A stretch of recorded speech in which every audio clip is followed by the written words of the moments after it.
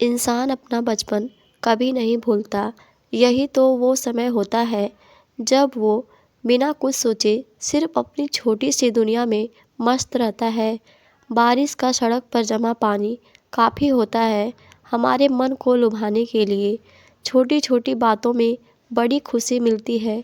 ऐसी कई बातें होती हैं बचपन की जो हमारे मन में बसी रहती हैं उम्र भर। पेड़ पर से गिरना, साइकिल का टायर पूरे मोहल्ले में लेके घूमना, किसी की डांट खाना, स्कूल टीचर, गली मोहल्ले सब बसा रहता है। मैंने 7वीं तक पढ़ाई एक गांव में की। पिताजी की सरकारी नौकरी थी। उसके बाद उनका तबादला किसी शहर में हो गया। उन्होंने उसके लिए कोशिश भी की। वे चाहते थे कि मेरी और मेरी बहन की शिक्षा उसके बाद किसी अच्छे स्कूल में हो। खैर, उनकी मेहनत का परिणाम उनको मिला और तबादला हो गया। मुझे याद है 20 सत्र में स्कूल को छोड़कर हमें जाना पड़ा था। उस समय बचपन में मुझे इस बात का पता नहीं था कि बाद में उस जगह, उस गांव को इतना याद करूंगा। तब मैं इसी बात से खुश हो जाता था कि हम नए घर, बड़े शहर जाएंगे। कई साल बीत गए लेकिन फिर वहाँ जाना नहीं हुआ। जाते समय पापा और मम्मी ने आस पड़ोस को यह वादा तो किया था कि हम आएंगे, मिलेंगे, लेकिन वो कभी हुआ नहीं। आज से 20 साल बाद फिर उसी गांव से होकर गुजर रहा था तो मुझसे रहा नहीं गया। मैंने अपनी गाड़ी उधर घुमा ली। इन सड़कों पर इतने साल बाद आया, लेकिन अभी भी मुझे ऐसा लग रहा है जैसे यह मुझे जानती हो और मैं इन्हें, जैसे खुद ही खुश होकर रास्ता बता रही हूँ, स्वागत कर रही हूँ। मुझे सबसे पहले अपना स्कूल देखने का मन किया, इसीलिए मैं वहाँ गया। स्कूल आज भी वैसा ही था।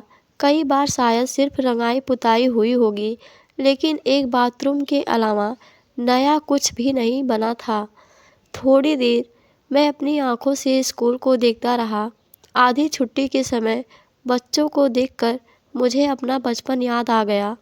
बच्चे की भीड़ स्कूल के गेट के बाहर जमा हुई। एक अम्मा अपनी टोकरी लेकर वहाँ बैठी थी। हमारे समय में भी यही होता था। हम लोग भी ऐसे ही जमा हो जाते थे। टोकरा लिए हमारे समय पर कोई आता था। टोकरे में खट्टे मीठे बहुत सी तरह तरह की चीज़ें होती थी।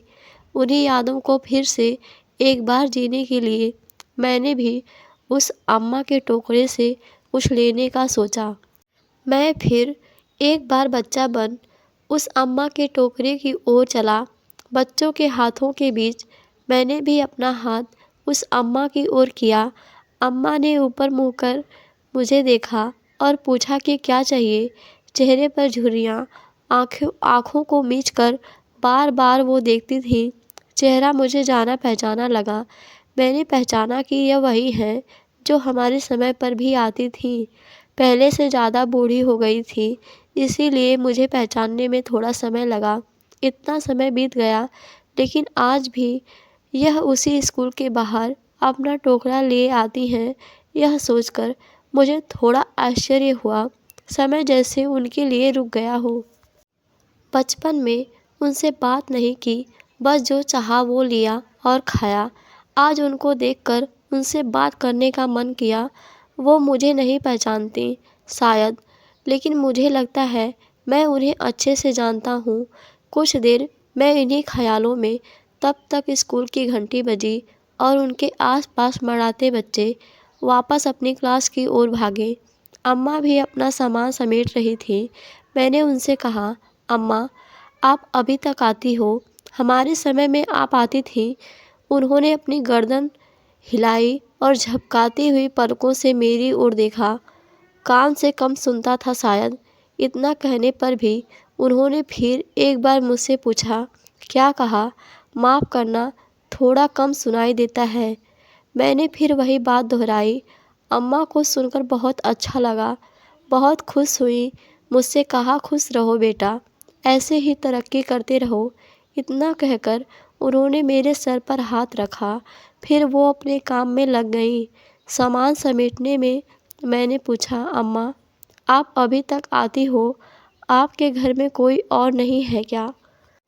अम्मा बोली, नहीं है अभी। मेरा एक लड़का था, लेकिन वो अभी मेरे साथ नहीं रहता। तुम्हारी तरह बड़ा हो गया ना, तो अब उसको माँ की ज़रूरत नहीं। लेकिन मुझे कोई दिक्कत नहीं, वो खुश रहे बस। मेरे अब दिन ही कितने बचे हैं और ज़्यादा भूख भी नहीं लगती, तो मेरा गुजारा चल जाता है। कभी स्कूल के बाहर, कभी पास के बाज़ार में जितना होता है करती हूँ, और फिर यहाँ आती हूँ तो इन बच्चों को देखती हूँ तो मुझे अच्छा लगता है। अपनी बात ख़त्म करते ही उन्होंने कहा, अच्छा बेटा, खुश रहो। इतना कहकर वो जाने लगीं। इस उम्र में उन्हें देखकर मुझे ऐसा लगा कि उन्हें कोई उम्मीद नहीं, ना ही किसी से कोई शिकायत। उनके बेटे के बारे में मैंने सोचा और पूछूं, लेकिन फिर मैंने यह सोचकर नहीं किया, क्या पता उन्हें तकलीफ़ हो। मैंने उन्हें रोका और उन्हें कुछ रुपए देना चाहा। पहली बार उन्होंने बेमन से ना कहा। मुझे पता था उन्हें इसकी ज़रूरत है। कुछ देर बाद मानी और उनकी आंखों से आंसू आने लगे। इस उम्र में यह सब देखना कितना पीड़ादायक होगा। अगर हमारे माँ बाप हमारे बचपन में हमें ना संभालते, जब हम बेबस थे, तब शायद कोई बड़ा ही ना हो पाता। लेकिन जब उन्हें ज़रूरत होती, तब अगर हम ना उनके साथ ना हो, उन्हें 2 वक्त का खाना भी ना दे सकें, तो इससे बड़ी कोई शर्म की बात नहीं है। मुझे यह सोचकर सुकून आया कि अच्छा हुआ मैं अपने बचपन में स्कूल गया। मैं कोशिश करता हूँ हर महीने उन्हें कुछ रुपए भिजवाने की। दोस्तों, ये कहानी आप लोगों को कैसी लगी? वीडियो पसंद आए तो लाइक, शेयर और चैनल को सब्सक्राइब ज़रूर कीजिएगा। धन्यवाद।